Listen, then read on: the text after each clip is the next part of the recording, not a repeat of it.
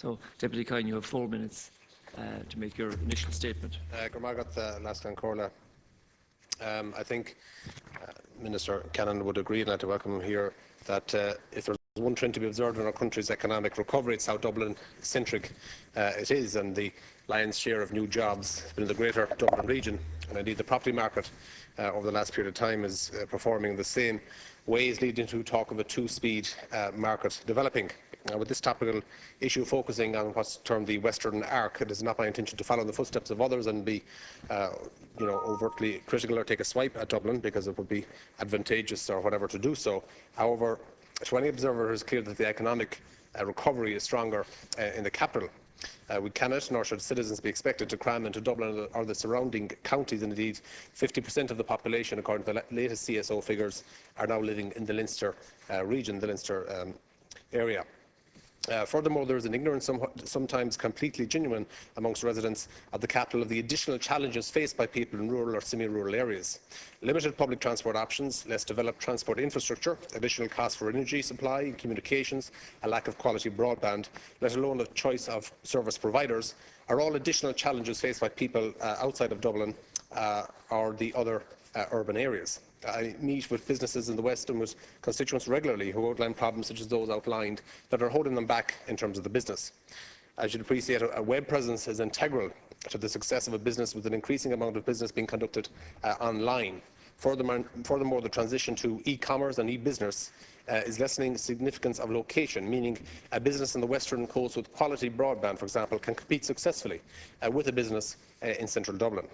Broadband internet access is also vital for the flexible working options. Recently, a constituent who works works from home for a few days of the week pointed out to me that he has to drive to the car park of his local GA club to get a signal, to get adequate, to be able to download some of the documents that he requires.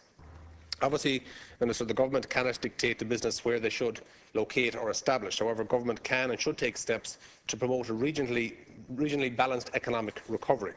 The Western Arc is essentially a counterbalance to the East and the Dublin region, and involves the connectivity between 5 of the 6 largest cities: Belfast, Derry, Sligo, Galway, Limerick and Cork. It's essential for maximising the total gain from road, rail, air, sea, energy and broadband to release the full economic potential of the region.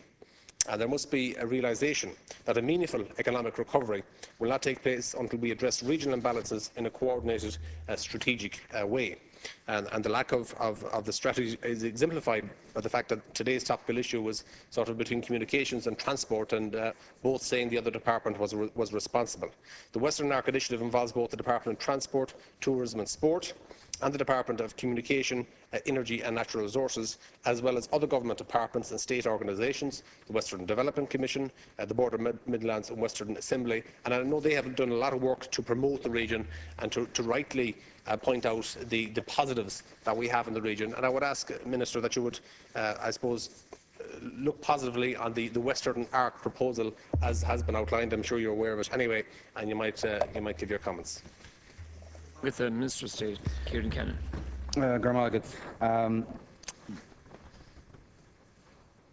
The Minister Abbott is unable to attend today due to a prior commitment, and as Deputy Kyne pointed out, the question that he has posed, I suppose, is essentially shared between the two ministries, the Minister for Communications, Energy, Natural Resources, and also the Minister for Transport. But I will try and, as best I can, respond to the issues that he has raised. The Minister for Transport, Tourism and Sport has indicated to the House previously that there is no policy or indeed plans to develop the concept of a so-called Western Arc, or indeed a so-called Eastern Arc for that matter. The government's policy in relation to the funding of capital projects for 2016, including rail and road links, is set out, should I say, in the Infrastructure and Capital Investment 2012-2016 Medium-Term Exchequer Framework. Due to the overall reduction in funding for transport infrastructure, the priority to 2016 is to protect the investment made to date and to maintain overall safety standards. The limited funding available over and above this priority will only be provided for projects which are affordable, which meet overall transport objectives and deliver the best return in terms of economic recovery and job creation. In the energy area, the government's policy statement on the strategic importance of transmission and other energy infrastructure underlines the importance of investment in energy infrastructure. The statement notes that our ability to rebuild the economy, to deliver the regional development mentioned by Deputy Kyne, to create jobs, to create growth, to ensure general well-being and to realise the economic potential of our renewable energy resources requires such investment. EirGrid has a major commitment to upgrading and putting in place new infrastructure all over the west of Ireland which supports that economic growth. The €240 million Grid West project is a new high-capacity power line linking the Bellacorrick area in County Mayo to Flagford in County Roscommon and on to Coshla in County Galway. This project is part of EirGrid's Grid 25 plan to upgrade the national transmission system between now and 2025, and the Grid West project will connect the electricity generated by the region's huge renewable energy resources and will facilitate significant job creation and investment, as well as contributing to our overall national recovery and growth. In the area of communications, considerable public and private sector investment in telecommunications has already been made in that Western Arc region. Bord Gáis has installed fibre on its gas pipeline from Cork to Galway via Ennis, Shannon and Limerick. ESB and Iarnród Éirinn also provide backhaul services in the region.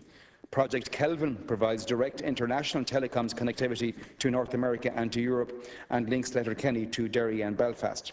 The National Broadband Scheme provides basic broadband services.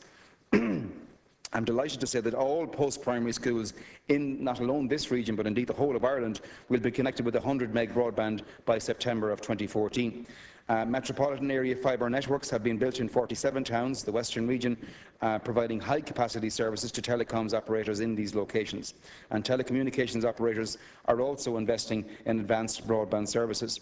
And Deputy Kyne quite rightly pointed out the significant challenge that we face in delivering a high-quality broadband service to the whole of Ireland, including the Western Seaboard. And the Government's National Broadband Plan aims to radically change that broadband landscape in Ireland by ensuring that high-speed broadband is available to all of our citizens and all of our businesses through a combination of commercial investment and state intervention. So it's clear, therefore, that despite the economic downturn, government and industry remain committed to investing in the Western region. We are committed to building on the region's considerable potential for growth, particularly in the energy area, and by facilitating that greater connectivity, the government is focused on maximising the opportunities for development in that Western Arc region. Deputy Kyne, you have a further 2 minutes. Thank you, Lascan. I'd like to thank the Minister for the response on behalf of Minister Rabbit. And I suppose it's clear that there's an amount of activity going on, much of which I am familiar with. However, as I stated earlier, we're in a situation where over 50% of the population is now in the Leinster region, and to prevent further decline in population, we need to ensure that the Western region continues to get investment, and that this investment that has been outlined will provide sustainable jobs in the region.